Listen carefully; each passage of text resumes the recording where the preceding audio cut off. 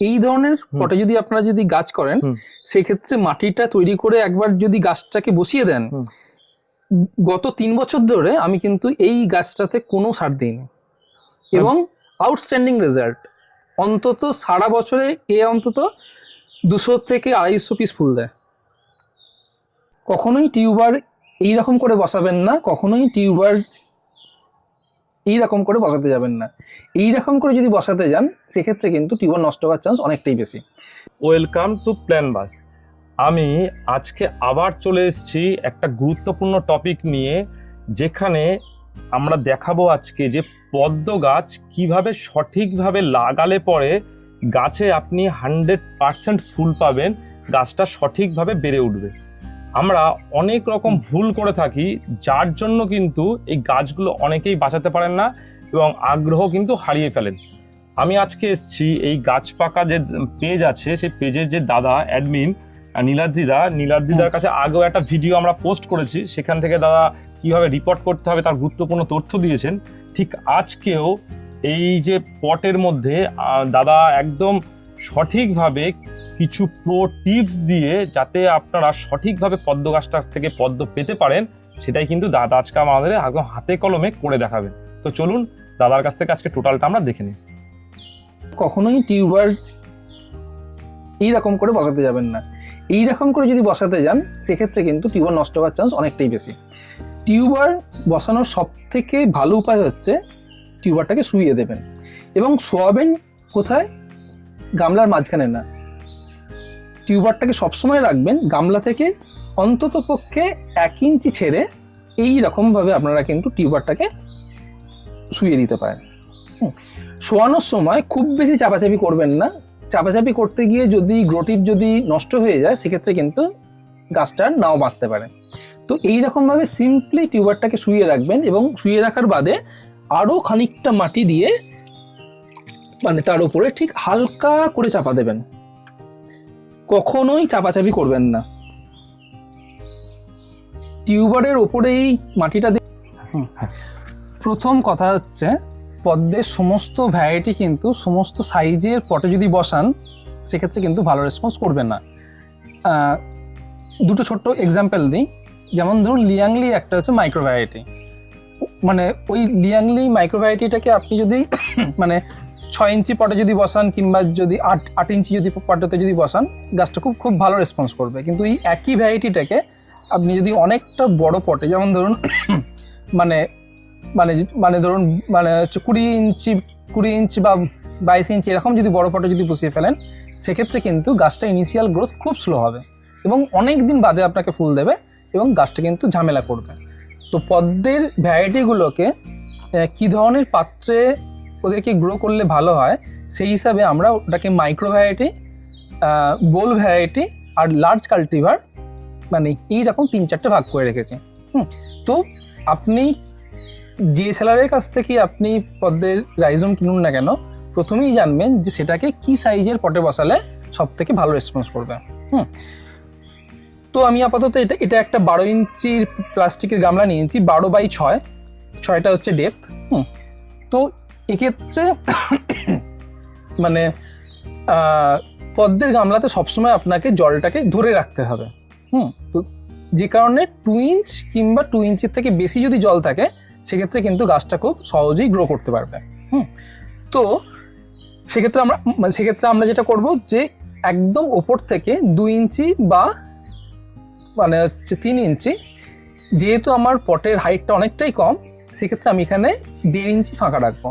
আমার যদি পটের হাইট যদি 10 ইঞ্চি হয় বা যদি পটের হাইট যদি 12 ইঞ্চি হয় সেক্ষেত্রে আমরা কিন্তু 2 ইঞ্চি বা 3 ইঞ্চি জল রাখার মতো জায়গাটা রাখতে পারি।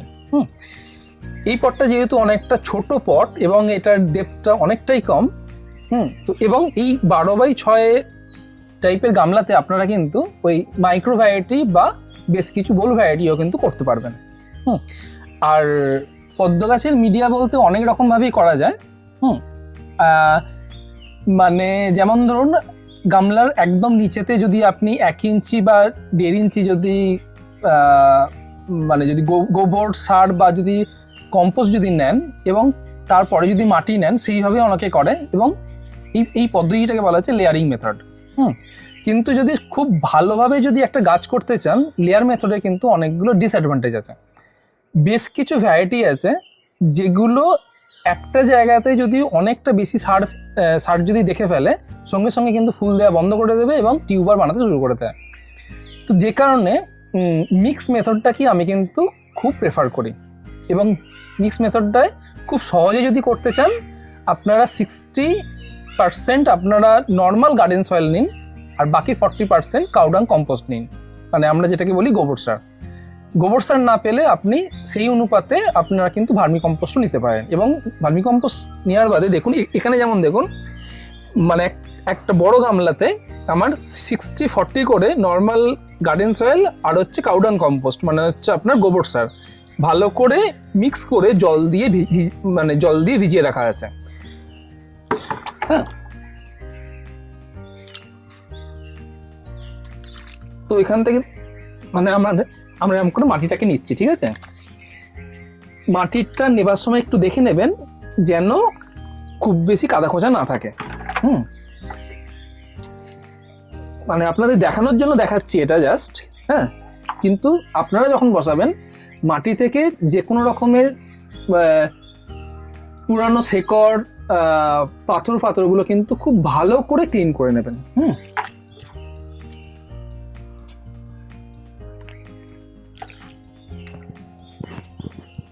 দাঁড়ান,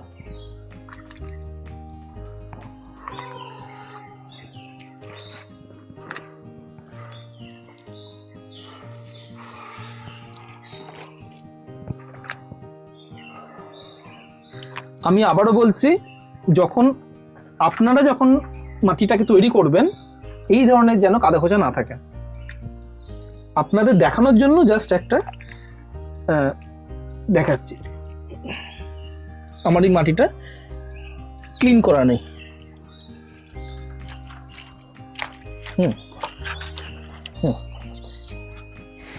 নেক্সট হচ্ছে আপনারা টিউবারটাকে বসাবেন কি করে। এখন আপনারা যদি রিপোর্টিংয়ের ভিডিওটা যদি খুব ভালো করে দেখে থাকেন, তো দেখবেন টিউবার কিন্তু পটের ওপরের দিকে থাকে না, টিউবার থাকে নিচের দিকে। এবং গামলার মাঝখানে কিন্তু কোনো রকম টিউবার থাকে না, সবসময় টিউবার গামলার গা বেয়ে বেয়ে ঘোরে আর কি। হ্যাঁ, তো সেই রকম প্যাটার্নেই কিন্তু আপনাকে টিউবারটাকে প্ল্যান করতে হবে। এখন এই টিউবারটা কিন্তু এখনো বসানোর মতো জায়গায় পৌঁছায়নি। ভালো করে রানার বেরোবে, নতুন শিকড় বেরোবে, ওই সমস্ত জিনিসগুলো দেখেই তারপরে আপনাদের বসানোটা দরকার। কিন্তু ফর এক্সাম্পল আমি আপনাদের দেখিয়ে দিচ্ছি, ঠিক আছে? তো এই ধরনের যদি একটা টিউবার হয়, কখনোই গামলার মাঝখানে করে বসাবেন না, কখনোই টিউবার এইরকম করে বসাবেন না, কখনোই টিউবার এইরকম করে বসাতে যাবেন না। এইরকম করে যদি বসাতে যান, সেক্ষেত্রে কিন্তু টিউবার নষ্ট হওয়ার চান্স অনেকটাই বেশি। টিউবার বসানোর সব থেকে ভালো উপায় হচ্ছে টিউবারটাকে শুইয়ে দেবেন। এবং শোয়াবেন কোথায়? গামলার মাঝখানে না, টিউবারটাকে সবসময় রাখবেন গামলা থেকে অন্তত পক্ষে 1 ইঞ্চি ছেড়ে। এই রকমভাবে আপনারা কিন্তু টিউবারটাকে শুইয়ে দিতে পারেন। শোয়ানোর সময় খুব বেশি চাপাচাপি করবেন না। চাপাচাপি করতে গিয়ে যদি গ্রোটিপ যদি নষ্ট হয়ে যায়, সেক্ষেত্রে কিন্তু গাছটার নাও বাঁচতে পারে। তো এইরকমভাবে সিম্পলি টিউবারটাকে শুইয়ে রাখবেন এবং শুইয়ে রাখার বাদে আরও খানিকটা মাটি দিয়ে মানে তার উপরে ঠিক হালকা করে চাপা দেবেন। কখনোই চাপাচাপি করবেন না। টিউবারের ওপরে এই মাটিটা দেওয়ার একমাত্র উদ্দেশ্য হচ্ছে যাতে জলটা দিলেও টিউবারটা ভেসে না ওঠে, ঠিক আছে? কিন্তু কখনোই হাত দিয়ে চাপবেন না এভাবে। এইরকমভাবে আরও খানিকটা মাটি নিয়ে বাকিটাও আপনারা ফিল করে দিতে পারেন। আমার এই মাটিটা ক্লিন নেই, কিন্তু আপনারা খুব ভালো করে ক্লিন করে নেবেন।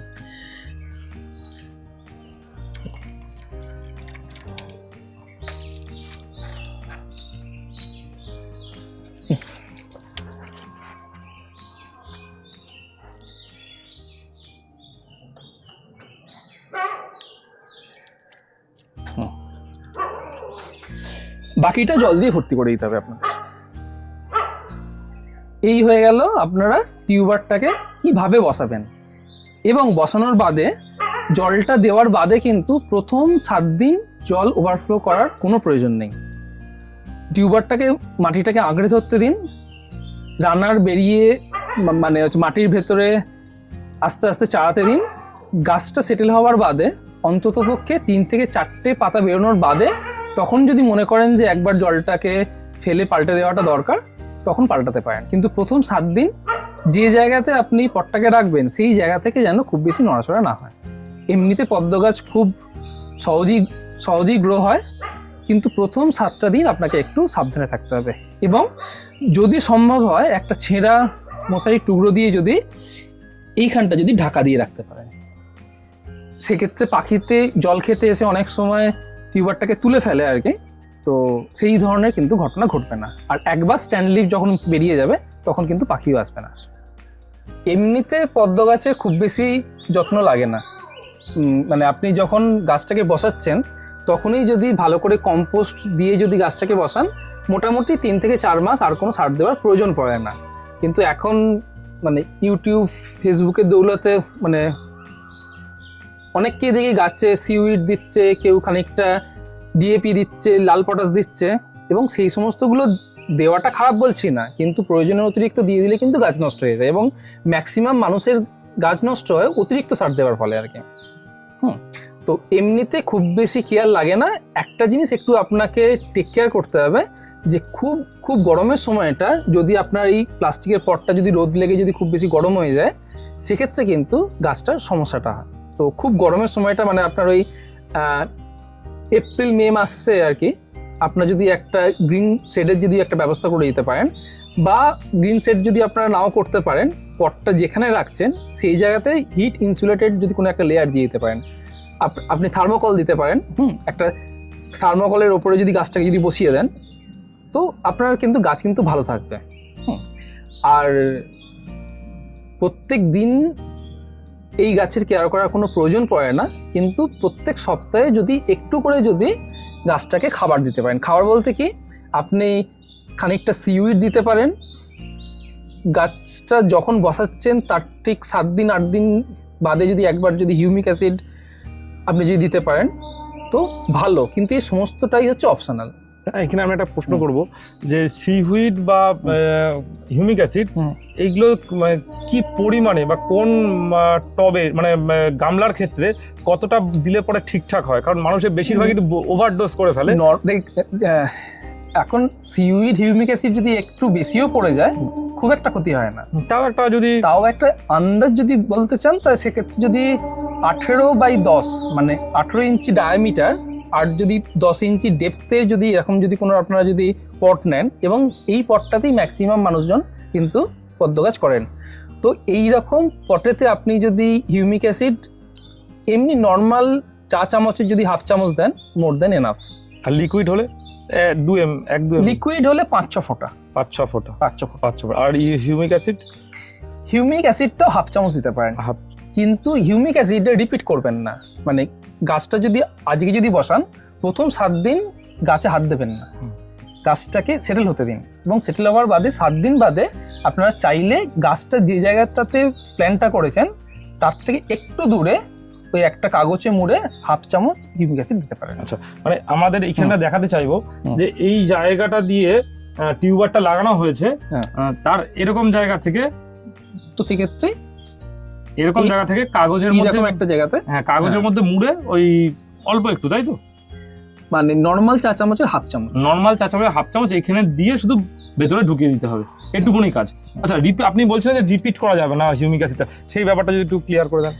দরকার পড়ে না অ্যাকচুয়ালি, মানে ওই একবারই দেবো, একবারই বেশি কিন্তু কোনো প্রয়োজন নেই, একবারই ওটা দেওয়ার। অ্যাকচুয়ালি হিউমিক অ্যাসিডের কাজটা কি? হিউমিক অ্যাসিড কিন্তু কোনো সার না, ওটা হচ্ছে ট্রান্সপোর্টার, মানে অন্য জায়গা থেকে নিউট্রিয়েন্টটাকে ক্যারি করে গাছের শিকড়ের কাছে পৌঁছে দেওয়ার কাজটা। মাটিটাকে উর্বরতাটাকে বাড়ায়, মাটির উর্বরতাও বাড়ায় না ও। আচ্ছা, ওর কাজটা হচ্ছে ট্রান্সপোর্টার আছে, মানে ওই আর কি বাস ট্রেনের মতো, মানে এক জায়গা থেকে মানুষ নিয়ে গিয়ে অন্য একটা জায়গায় নিয়ে যায়। তো হিউমিক অ্যাসিডের কাজটা হচ্ছে পটে অন্যান্য জায়গা থেকে নিউট্রিয়েন্টটাকে অ্যাট্রাক্ট করে ওটাকে গাছের শিকড়ের কাছে নিয়ে পৌঁছানো। গাছটা একবার শিকড়টা চাড়িয়ে দিলে তখন আর হিউমিক অ্যাসিডের অ্যাকচুয়ালি কোনো কাজ থাকে না, এই হচ্ছে ব্যাপার। এটা তো হিউমিক অ্যাসিড আর সিউইড গেল, আর কিছু খাবারের প্রয়োজন হয় কি?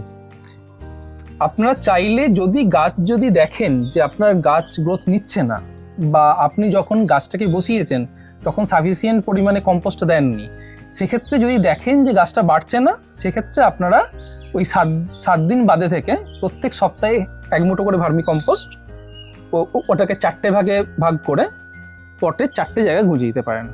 প্রত্যেক সপ্তাহে এটা করতে থাকুন যতদিন না পর্যন্ত গাছটা আবার গ্রোথ নিতে শুরু করে। গ্রোথ নেওয়া শুরু করলে আর খাবার দেওয়ার প্রয়োজন নেই? গ্রোথ নিতে শুরু করলে খাবার দেওয়ার প্রয়োজন নেই সেরকম না। এখন যদি পটের সাইজ যদি অনেকটা যদি বড় হয়, সেক্ষেত্রে গাছটা দীর্ঘদিন ধরে ওই পট থেকেই খাবারটা নিতে পারে, কিন্তু এই রকমের যদি ছোট পটে যদি গাছ করেন তো খাবারটা খুব তাড়াতাড়ি ফুরিয়ে যায়। তো ছোট পটে গাছ করলে কিন্তু রেগুলার বেসিসে খাবার দেওয়ার প্রয়োজন আছে। কিন্তু অনেকটা বড়, যেমন দেখুন এইটা একটা মানে 4 ফুট ডায়ামিটারের একটা পট আছে, আর হাইটটা আছে 15 ইঞ্চ। তো এই ধরনের পটে যদি আপনারা যদি গাছ করেন, সেক্ষেত্রে মাটিটা তৈরি করে একবার যদি গাছটাকে বসিয়ে দেন, গত 3 বছর ধরে আমি কিন্তু এই গাছটাতে কোনো সার দিইনি এবং আউটস্ট্যান্ডিং রেজাল্ট। অন্তত সারা বছরে অন্তত 200 থেকে 250 পিস ফুল দেয় একটা পট থেকে। তার মানে বুঝতে পারছেন, পদ্ম গাছের জন্য কিন্তু অতিরিক্ত কেয়ার একদমই দরকার নেই, একদমই খাবার যে নিয়মিত দিতে হবে তার কোনো কিন্তু মানেই নেই। আচ্ছা, আরেকটা পদ্ম গাছের সমস্যা হয়, সেটা হচ্ছে ওই শামুকের প্রবলেমটা। শামুকটা থাকলে কিন্তু সমস্যা করে। শামুক থাকলে যেটা সমস্যা করে, শামুকে কিন্তু পদ্ম গাছের পাতা খেয়ে নেয়।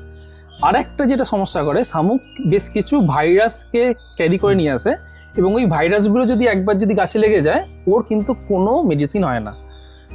প্রশ্নটা হচ্ছে শামুকটা আসে কোথা থেকে? শামুকটা আসে হচ্ছে যারা পুকুরের পাঁক মাটি দিয়ে পদ্ম গাছটা করতে চায়, ওই পুকুরের পাঁকের মধ্যেই কিন্তু শামুকের ডিমটা থাকে।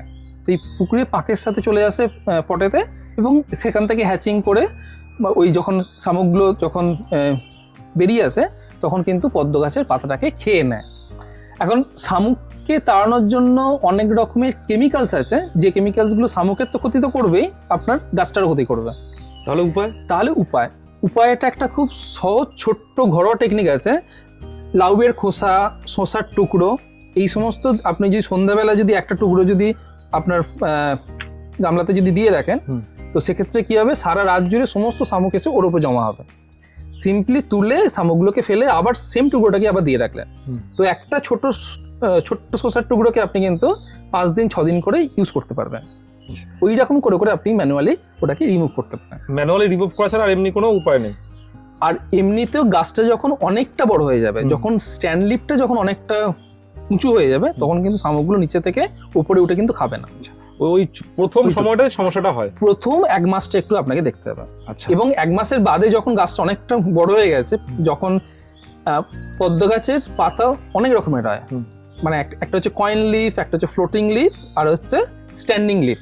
স্ট্যান্ড লিফ মানে হচ্ছে যে পাতাগুলো মাটি ছেড়ে সোজা উঠে আসবে, সোজা উপরে উঠে তারপরে পাতাটা থাকবে। তো ওই ধরনের বড় পাতা একবার বেরিয়ে গেলে শামুকে খুব বেশি ক্ষতি করে না। তখন মানে পটের গামলাতে শামুক থাকলো কি না থাকলো, গাছে কিচ্ছু যায় আসবে না। আচ্ছা, জল দেওয়াটা কতদিন কিভাবে দেওয়া উচিত? জল দেওয়াটা দেখুন, মানে আমি অনেককে বলতে শুনেছি যে প্রত্যেক দিন একবার করে জল ওভারফ্লো করতে, 7 দিনে একবার জল ওভারফ্লো করতে। আমি সারা বছরেও একবারও জল ওভারফ্লো করি না, তাতে গাছের কিচ্ছু ক্ষতি হয় না। পদ্ম জন্মাই হচ্ছে পাঁকেতে, ওই জল নোংরা থাকলেও গাছের কিচ্ছু যায় আসে না। জল থাকলেই হবে, জলটা থাকতে হবে, জলটা কিন্তু থাকলেই হবে, ওটা যে ওভারফ্লো করতে হবে তার কোনো মানে নেই। যারা জল ওভারফ্লো করবেন, মানে আপনারা যদি ফিজিক্যাল এক্সারসাইজ করতে চান তো আপনারা জল ওভারফ্লো করুন, কিন্তু তাতে গাছের কোনো উপকার বা অপকার কিচ্ছু হয়। আমি অনেককে গাছ নষ্ট করতে দেখেছি, যে গাছ বসানোর পরের দিন থেকে জল ওভারফ্লো করে যাচ্ছে, বা জল ওভারফ্লো করছে আর হচ্ছে নিচে টিউবারটা নড়ছে। ওই করে করে অনেককে কিন্তু মানে গাছকে নষ্ট করতে দেখেছি। তো প্রথম 7 দিন গাছে হাত দেবেন না, এটা কিন্তু খুব ভাইটাল একটা প্রথম 7 দিন এটা কিন্তু মাথায় রাখবেন সবাই। ভুলেও জল ওভারফ্লো করবেন না। এবার আমি যে মানে একটা বিতর্কিতমূলক কথা মানে জানতে চাইবো দাদার কাছ থেকে। আমি কারো ব্যবসার কোনো ক্ষতি না করি ব্যাপারটা আমি জাস্ট জানতে চাইছি। অনেকে দেখি বিভিন্ন রকম বায়োমিক্স এটা ওটা খাবার বিক্রি করছে, যে প্রচুর ফুল দেবে, প্রচুর কিছু হবে পদ্ম গাছে, কিন্তু আপনাকে তো দেখেছি একদম অর্গানিক ভাবেই প্রচুর। তো আমার গাছের ছবি দেখেছেন, প্রচুর দেখেছি, মানে এই সেম পটটাতেই গাছের সাইজটা মানে এক একটা পাতা সাইজে এরকম, আর এক একটা পাতা সাইজে এরকম, আর ফুলের সাইজে এরকম। হ্যাঁ, কিন্তু যদি এটা ছাড়াও যদি এমনি কি আছে, প্লেন গোবর সার আর হচ্ছে মাটি, আর কিচ্ছু দেওয়ার নেই। লাস্ট 3 বছরে আমি আর কিচ্ছু দিই। কিন্তু অনেককে আমি সেল করতে দেখেছি এই বায়োমিক্স এটা ওটা সেটা, সেগুলো কি অরিজিনালি দরকার হয়? এবার কি মানে বেশ কিছু মানুষ আছে যে আমি কিছু না করলে গাছটা হয়তো মানে ঠিকভাবে খাবার পাচ্ছে না। হ্যাঁ। কিন্তু সেটাই যদি হতো, সারের দোকানের মালিকের ঘরেতেই সব থেকে ভালো গাছটা পেতেন।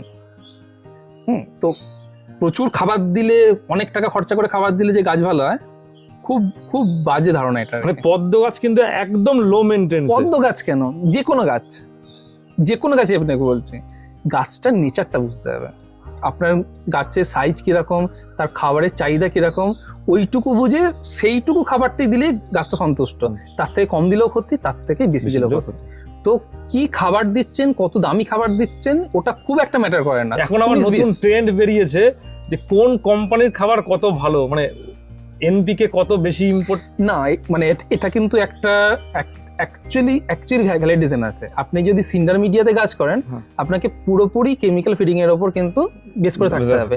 এবার সেই ক্ষেত্রে আপনি যদি কেমিক্যালটাকে যদি একটু মানে হচ্ছে ভালো গ্রেডের যদি কেমিক্যাল না দেন, সেক্ষেত্রে কিন্তু গাছের খাবারের সমস্যা হবে। মানে ওর তো এটা পদ্ম গাছের ক্ষেত্রে অন্তত এটা কোনো প্রয়োজনই হবে না। কিন্তু মানে হচ্ছে বাকি গাছগুলো, মানে আপনি যদি গোলাপ গাছ সিন্ডারে করেন, আপনাকে পিওরলি কেমিক্যাল ফিডিং এর উপর রাখতে হবে। এবং সেই ক্ষেত্রে আপনি যদি এনপিকেটা যদি একটু ভালো কোয়ালিটি যদি না দেন, সেক্ষেত্রে কিন্তু গাছের সমস্যা হবে। তো যদি পিওর কেমিক্যাল ওয়েতে যদি গাছ করতে চান, সেক্ষেত্রে কেমিক্যালটা একটু দামি কেমিক্যাল নেওয়াটাই বেটার। বন্ধুরা, আজকে তো দাদার কাছ থেকে অনেকগুলো গুরুত্বপূর্ণ বিষয় আমরা জানতে পারলাম। আপনাদের যদি এই পদ্ম গাছ রিলেটেড কোনো রকম কোনো সমস্যা হয় বা কোনো রকম কোনো কিছু জানার থাকে, অবশ্যই কিন্তু আমাদের কমেন্ট করে জানাবেন। আমরা চেষ্টা করব আপনার সমস্যার সমাধানের উত্তর দেওয়ার। আরও অপশান হচ্ছে যে দাদার কিন্তু একটা বড় ফেসবুক পেজ আছে, সেটা হচ্ছে গাছ পাকা নামে। সেখানে আমি আমার ভিডিও ডেসক্রিপশনে লিঙ্ক দেওয়া থাকবে। আপনারা কিন্তু ওখানে ছবি দিয়ে অবশ্যই ডিটেলস লিখে পোস্ট করবেন, দাদা সরাসরি আপনাদের উত্তর দিয়ে দেবে। আর আমারও পেজ যে আছে, সেই পেজের লিঙ্ক আমার দেওয়া থাকবে, গ্রুপের লিঙ্ক দেওয়া থাকবে। আপনারা কিন্তু ছবি দিয়ে ডিটেলস লিখে অবশ্যই আপনার যে সমস্যাগুলো অবশ্যই তুলে ধরবেন। আমরা চেষ্টা করব অবশ্যই আপনার সমস্যার সমাধান করার। আবার নতুন কোনো ভিডিওতে নতুন কোনো টপিক নিয়ে দেখা হবে। আজকের ভিডিওটা এই পর্যন্ত।